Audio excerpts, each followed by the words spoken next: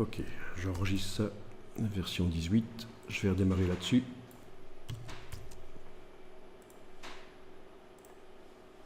Donc ta question c'est si on n'a pas de couleur globale.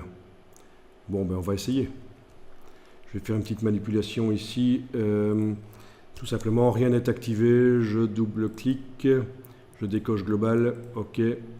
Je double-clique. Je déclenche global. OK. Voilà, pour être bien certain que ça marche, j'enregistre. Donc maintenant, quand je double-clique sur les couleurs et que je modifie, ça ne marche pas. Ça ne modifie pas l'arbre. Si je coche global, ça ne marche plus. Voilà. Ah oui, parce que global, il faut que la couleur soit globale avant qu'on l'utilise dans l'illustration. Enclencher global après, ça n'a pas de sens, parce que c'est un lien entre la couleur du nuancier et l'objet. Même chose ici. J'enclenche aperçu, si je modifie, rien ne se passe. Cocher global, rien ne se passe non plus. OK. Bon, alors ce qu'on pourrait tester, c'est sélectionner l'objet et demander... Oui, il y a quand même... Dans la brush, il y a des couleurs globales. Elles sont redevenues globales. Donc c'est pas évident parce que dans la brush, elles sont globales. Quand même. Voilà, bon, on va tester parce que là, mes couleurs sont redevenues globales toutes seules parce que j'ai juste sélectionné un objet qui a une brush qui utilise des couleurs globales. Donc je vais tout supprimer et on va voir. En effet, tu as, à mon avis, la bonne solution. Je teste. Je vais amener cette brush-là sur le plan de travail.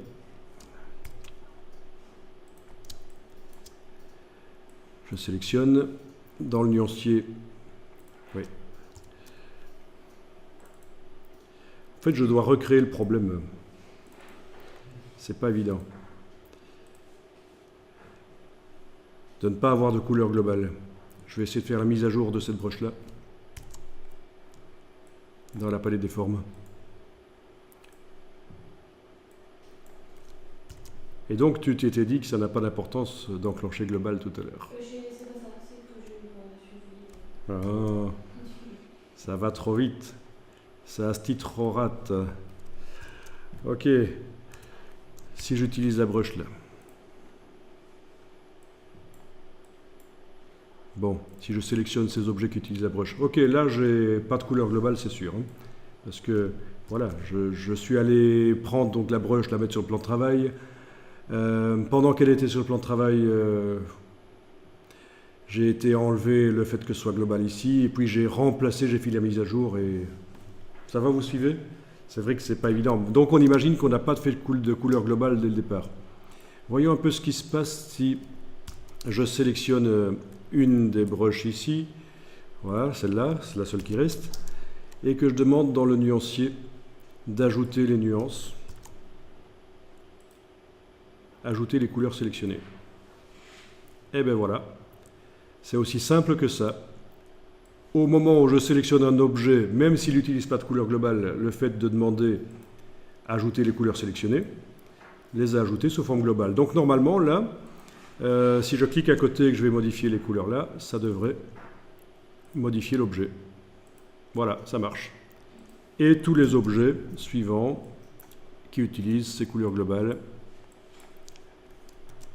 Ça fait très grec là.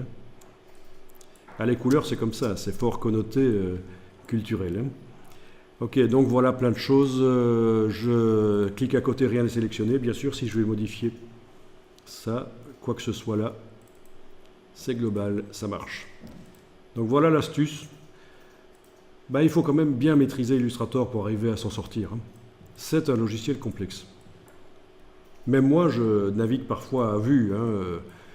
Je ne vous cacherai pas que je ne me souviens pas toujours de tout. Il faut parfois que je reteste un peu avant de vous montrer. Voilà. Très sympa, notamment pour faire des tissus ou des t-shirts. C'est vraiment cette possibilité de manipuler rapidement les choses. Alors pour la petite histoire, voilà, À chaque fois que je donne des formations en Illustrator ou Photoshop ou quoi, je dis aux stagiaires, vous arrivez à un bon moment, ça devient vraiment agréable de travailler en infographie parce que les ordinateurs sont puissants, les logiciels sont puissants, c'est rapide. Mais ça fait quand même chaque année depuis 15 ans que je dis ça parce que ça n'arrête pas d'évoluer. Juste pour la petite histoire, quand j'ai commencé à utiliser Illustrator en 92, ça devait être la version 2 de Illustrator, il n'y avait pas de couleur dynamique, c'est-à-dire que si on voulait voir l'illustration en couleur, il fallait une fenêtre en couleur, et on était obligé, comme tout à l'heure quand j'ai montré l'arbre, de manipuler des vecteurs sans couleur dans l'autre fenêtre.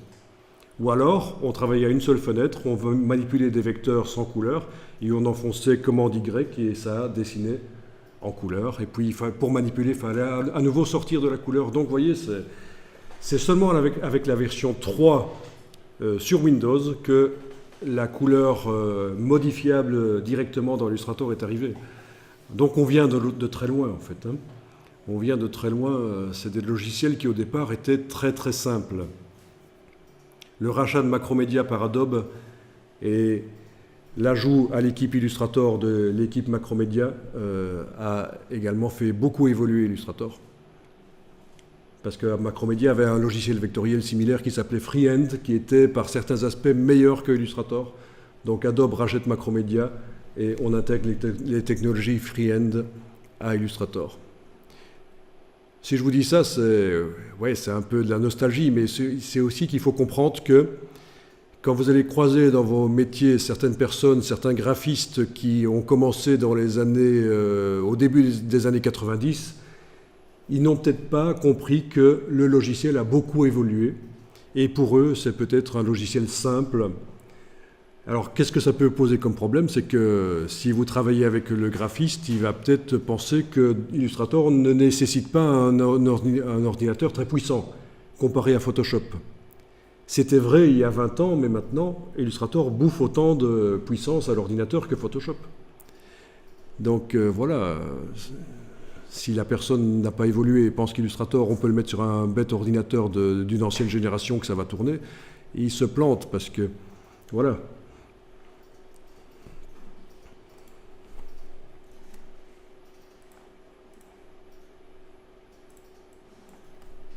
Donc, chez Adobe, vous avez d'ailleurs des cartes graphiques qu'ils vous préconisent.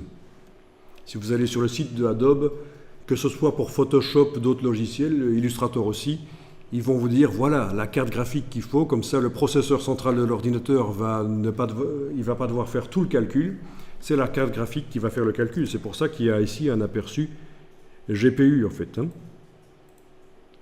Aperçu GPU, on utilise les processeurs de la carte graphique. Donc voilà, les nécessités système pour faire fonctionner Illustrator, ils vous disent le type de processeur qu'il faut, blabla. Ça c'est pour Windows, le Mac c'est un peu plus loin.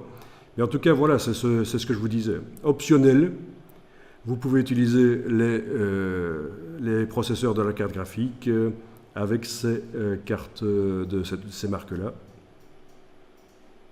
Il y a même une liste un peu plus loin en bas. Voilà.